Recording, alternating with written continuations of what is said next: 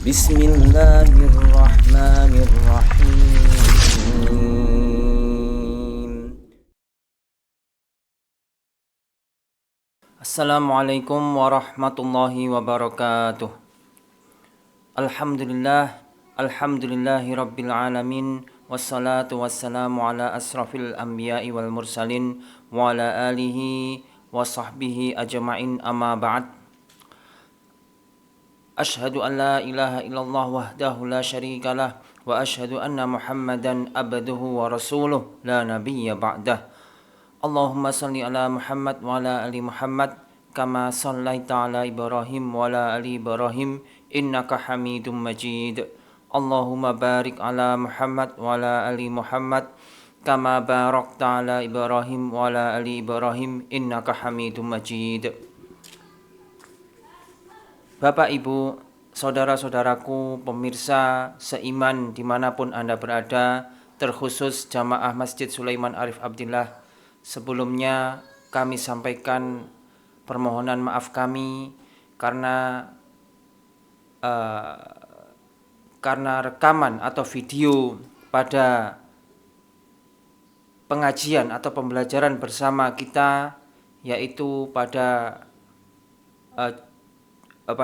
Jumat ya, ba'da subuh ya, itu terhapus sehingga pada waktu mau kita upload ya untuk menjadi ilmu bagi kita bersama, tanpa kita sadari ternyata video itu sudah terhapus. Sehingga pada kesempatan ini kami berusaha untuk mengulang kembali apa yang telah kita pelajari bersama, apa yang telah kami sampaikan pada kesempatan Jumat ba'da subuh yang lalu.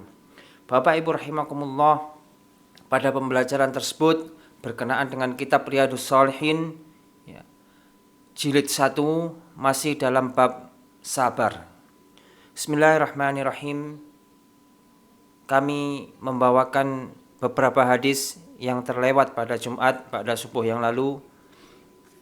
Bismillahirrahmanirrahim. Dari Atta ibnu Abu Rabah, dia berkata, Ibnu Abbas radhiyallahu anhuma telah berkata kepada saya, maukah kamu aku tunjukkan kepada wanita dari ahli surga? Saya berkata, tentu. Dia berkata, wanita hitam ini pernah mendatangi Nabi SAW dan berkata, sesungguhnya saya kesurupan atau tidak sadarkan diri karena semacam gangguan jiwa. Maka berdoalah untukku kepada Allah Subhanahu wa taala. Beliau sallallahu alaihi wasallam bersabda, jika engkau mau, bersabarlah dan bagimu surga. Dan jika engkau mau, aku akan berdoa kepada Allah agar menyembuhkanmu. Maka wanita itu berkata, saya bersabar. Lalu dia berkata lagi, saya tersingkap, doakanlah agar saya tidak tersingkap. Maka beliau berdoa untuknya. Hadis riwayat Bukhari Muslim. Bapak Ibu pemirsa seiman dimanapun Anda berada, pada hadis ini ada beberapa hal yang berkenaan atau merupakan ciri-ciri wanita ahli surga ya. Yang pertama adalah seorang wanita yang sabar dengan ujian yang diberikan Allah kepadanya. Dia bersabar dengan penderitaan itu, dengan ujian itu, baik itu berupa apapun ya. Dia tidak mengeluh, dia juga tidak tergesa-gesa, kecuali dia bersabar atas apa yang telah Allah tetapkan. Itu adalah ciri yang pertama. Kemudian ciri yang kedua dari wanita penduduk surga adalah dia selalu menjaga auratnya. Dan tidaklah dia peruntukkan auratnya kecuali untuk orang-orang yang sudah Allah halalkan atasnya ya. Sehingga perkara aurat ini menjadi perhatian yang sangat besar bagi wanita ahli surga. Jadi inilah Bapak Ibu rahimakumullah, kedua sifat ya wanita ahli surga. Yang pertama adalah sabar, yang kedua adalah menjaga auratnya dimanapun dia berada dan bagaimanapun keadaan dia. Hadis berikutnya dari Abu Abdurrahman Dari Abu Abdurrahman Abdullah ibnu Mas'ud radhiyallahu anhuma, dia berkata, sepertinya saya melihat kepada Rasulullah sallallahu alaihi wasallam sedang mengisahkan tentang seorang nabi dari para nabi. Semoga Allah memberikan salam kepada mereka yang telah dipukul oleh kaumnya, yaitu sampai berdarah. Sambil menyeka darah dari mukanya, dia berdoa, ya Allah, ampunilah kaumku karena sesungguhnya mereka tidak mengetahui. Hadis riwayat Bukhari Muslim. Bapak Ibu rahimakumullah, apa yang Rasulullah Shallallahu Alaihi Wasallam ini sampaikan adalah perjalanan beliau pada saat beliau sampai di kota di Taif, yaitu pada saat beliau datang ke sana untuk berdakwah ya, atau mencari tempat untuk berdakwah, sementara penduduknya menolak. Kemudian penduduknya melempari beliau dengan batu sampai berdarah karena terkena kepalanya. Akan tetapi Rasulullah Shallallahu Alaihi Wasallam adalah suri teladan yang sabar. Beliau tidak marah, ya, beliau justru mendoakan kaum yang belum tahu itu, ya, untuk diampuni oleh Allah Subhanahu wa taala. Dan di kemudian hari, Bapak Ibu rahimakumullah, memang benar dari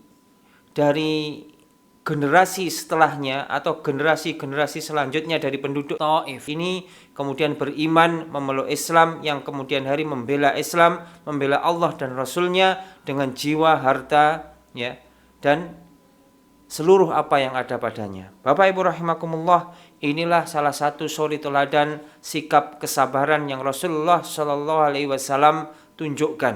Ya. Bagaimana Rasulullah Shallallahu Alaihi Wasallam senantiasa berharap kebaikan, senantiasa memandang ke depan, memandang kebaikan di masa depan, sehingga beliau tetap mengharapkan kebaikan atas suatu kaum walaupun beliau sudah disakiti. Ini menunjukkan bahwasannya kesabaran itu harus didahulukan. Kesabaran itu harus didahulukan semampu kita. Kita harus berusaha mendahulukan kesabaran, ya. Apapun ujian atau cobaan atau penderitaan yang kita hadapi, insyaallah. Hadis selanjutnya, Bismillahirrahmanirrahim, dari Abu Sa'id dan Abu Hurairah radhiyallahu anhuma, dari Nabi Shallallahu Alaihi Wasallam, ya, beliau bersabda, seorang Muslim tidak ditimpa oleh rasa letih, ya, penyakit, gelisah, sedih, gangguan ataupun kegundahan hingga duri yang tertancap padanya, melainkan Allah menebus dengannya sebagian dari kesalahan-kesalahannya. Hadis riwayat Bukhari Muslim. Bapak Ibu rahimakumullah, sesungguhnya perkara seorang Muslim itu adalah indah, ya. Apabila seorang Muslim itu ditimpa dengan penderitaan, ditimpa dengan keletihan atau capek gitu ya, atau capek, kemudian ditimpa dengan kesedihan atau gangguan apapun yang menimpa seorang Muslim, tidaklah itu semua terjadi, tidaklah semua itu Allah kehendaki, kecuali Allah Subhanahu wa taala hendak, ya, dengannya hendak menebus dosa-dosanya atau kesalahan-kesalahannya, atau hendak mengampuni sebagian dari dosa-dosanya, sebagian dari kesalahan-kesalahannya. Bahkan duri kecil, ya, duri kecil yang menancap pada tubuh seorang Muslim, ya, yang bisa jadi karena kecilnya duri itu sakitnya tidak seberapa, tapi dengan itu pun, ya, dengan duri yang kecil itu pun Allah Subhanahu wa taala berkenan mengampuni sebagian dari dosa-dosa kita. Masya Allah, ini adalah bentuk kasih sayang, cinta Allah Subhanahu wa taala yang maha pengasih, penyayang lagi maha pengampun, ya, kepada hambanya yang beriman, insya Allah. Berikutnya dari Ibnu Mas'ud radhiyallahu anhu, dia berkata, saya masuk menghadap Nabi Shallallahu Alaihi Wasallam, ketika itu beliau sedang sakit perut. Maka saya berkata, ya Rasulullah, sesungguhnya Anda mengalami sakit perut dengan sakit yang sangat. Beliau bersabda, benar, sesungguhnya aku merasakan sakit perut sebagaimana dua orang di antara kamu yang merasakan sakit perut. Saya bertanya, kalau begitu Anda mendapatkan dua pahala? Beliau menjawab, benar, yang demikian tadi seperti itu. Tidak ada seorang Muslim yang ditimpa gangguan, duri, dan seterusnya, melainkan Allah memutus dengannya kejelekan-kejelekannya, dan dosanya berguguran bagaikan pohon yang merontokkan dedaunannya. Hadis riwayat Bukhari Muslim. Sekali lagi Bapak Ibu rahimakumullah, Rasulullah SAW menyampaikan di dalam hadisnya bahwasanya gangguan atau ujian yang ditimpakan Allah atau yang Allah kehendaki terhadap setiap muslim itu merupakan sarana atau merupakan kehendak Allah atau merupakan tebusan dari Allah Subhanahu wa taala atas dosa-dosa, atas kesalahan-kesalahan seorang muslim. Semakin berat ujiannya, semakin berat penderitaannya, maka semakin banyak juga yang berguguran atas dosa-dosanya. Bagaikan dedaunan yang rontok atau dedaunan yang berguguran dari pohon.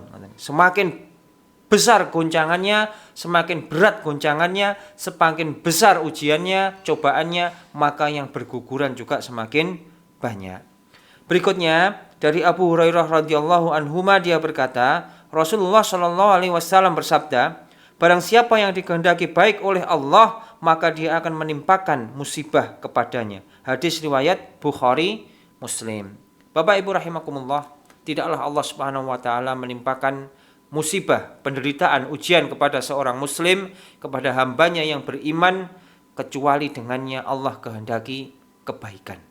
Maka seyogyanya seorang muslim, seorang yang beriman, apabila dia ditimpa oleh ujian apapun, maka bersabar. Karena insya Allah dengan ujian itu kebaikan-kebaikan yang banyak akan Allah berikan kepada hambanya yang sabar, insya Allah. Berikutnya dari Anas radhiyallahu anhu, dia berkata, Rasulullah shallallahu alaihi wasallam bersabda, janganlah sekali-kali salah seorang kamu mengharapkan kematian karena satu musibah yang menimpanya. Jika dia harus melakukan, maka ucapkanlah, ya Allah, hidupkanlah aku selama hidup itu lebih baik bagiku, dan wafatkanlah aku jika wafat itu lebih baik untukku. Hadis riwayat Bukhari Muslim. Bapak Ibu rahimakumullah, sekali lagi kesabaran itu harus dikedepankan. Seberapapun beratnya ujian itu, seberapapun beratnya musibah yang menimpa seorang muslim, seorang yang beriman, maka bersabarlah. Bahkan di dalam hadis ini Allah Subhanahu wa taala, Rasulullah Shallallahu alaihi wasallam melarang umatnya untuk mengharap kematian. Pada saat seorang hamba itu ditimpa dengan musibah yang berat, seperti Nabiullah Ayub alaihissalam yang ditimpa dengan ujian yang sangat berat, penyakit yang sangat berat, maka pada saat-saat yang seperti itu pun dilarang bagi seorang hamba itu mengharapkan kematian. Yang ada adalah kesabaran. Bahkan apabila seorang hamba itu sudah ditimpa dengan ujian yang sangat berat, seolah-olah hidup itu sudah tinggal sedikit, saking beratnya mungkin penyakit yang sangat berat, penyakit yang membuat fisiknya rontok, penyakit yang membuat fisiknya lemah, tidak bisa apa-apa, saking beratnya, maka yang diperkenankan oleh Rasulullah SAW hanyalah berdoa, dengan doa, ya Allah, hidupkanlah aku selama hidup itu lebih baik bagiku, dan wafatkanlah aku jika wafat itu lebih baik untukku. Artinya apa? Artinya kita tetap harus bertawakal, menyerahkan segala urusannya kepada Allah Subhanahu wa taala. Karena Allah lah zat yang maha mengetahui apakah hidup itu baik bagi kita ataukah justru wafat itu yang lebih baik bagi kita. Jadi tawakal, berserah diri kepada Allah Subhanahu wa taala atas penderitaan, atas ujian yang menimpa kepada seorang mukmin. Berikutnya dari Abu Abdullah Khabbab ibnu Al-Ard radhiyallahu anhuma, dia berkata,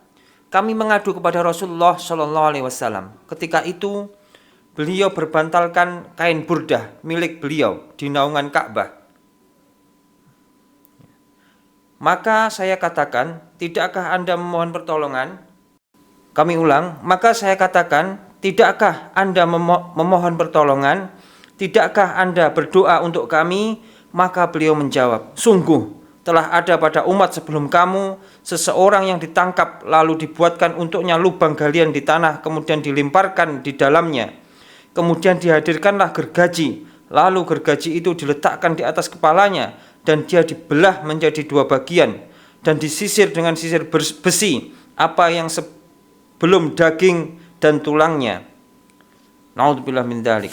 Ternyata hal tersebut tidak bisa menghalang-halangi dari agamanya. Demi Allah, Allah pasti menyempurnakan agama ini hingga seorang pengendara berjalan dari Kan'a ke Hadramaut tidak merasa takut kecuali kepada Allah dari serigala atas kambing-kambingnya.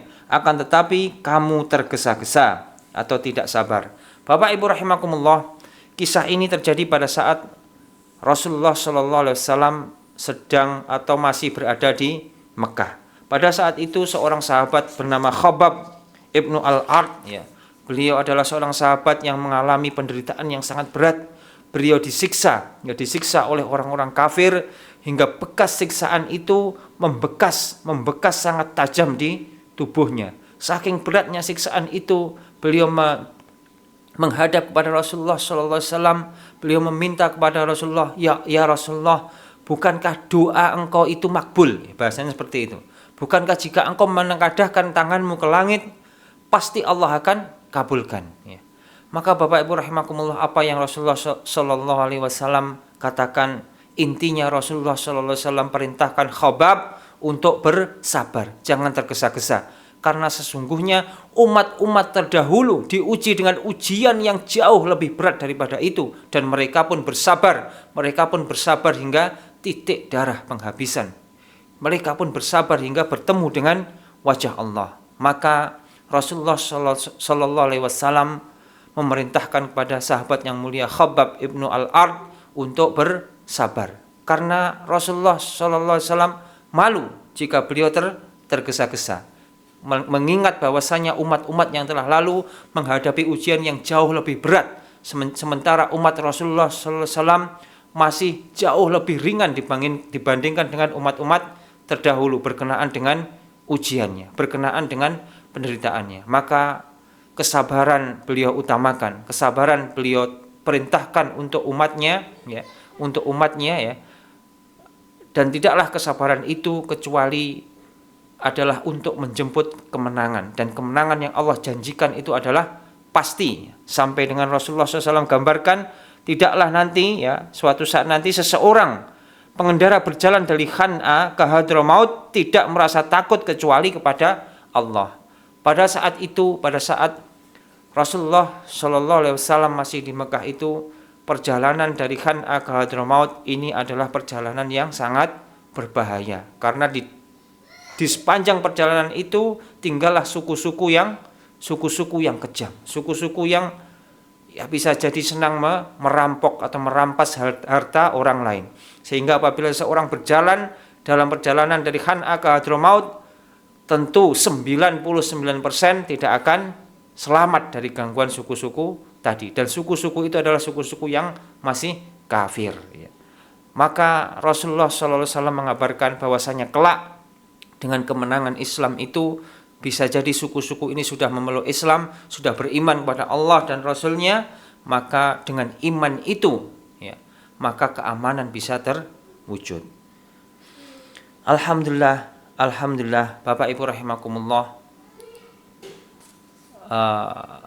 Allah Subhanahu wa taala telah melapangkan kita, ya. Allah Subhanahu wa taala telah memudahkan kita untuk thalabul ilmi. Semoga apa yang terlewat dari kita, Allah senantiasa melengkapinya, Allah senantiasa menjaganya, senantiasa ada pada diri kita kebaikan-kebaikan, ketaatan-ketaatan senantiasa ada pada diri kita hingga kita bertemu dengan wajah Allah. Demikian apa yang bisa kami sampaikan, apa yang bisa kami ulang, ya, dari video kami yang tidak bisa tayang karena terhapus Jumat, ya, yang lalu Jumat pada subuh yang lalu. Dan alhamdulillah ini sudah terselesaikan. Ada kurang lebihnya kami mohon maaf. Subhanakallahumma wa bihamdika asyhadu alla ilaha illa anta astaghfiruka wa atubu ilaih. Wassalamualaikum warahmatullahi wabarakatuh. أضفيت على الحسن العبقى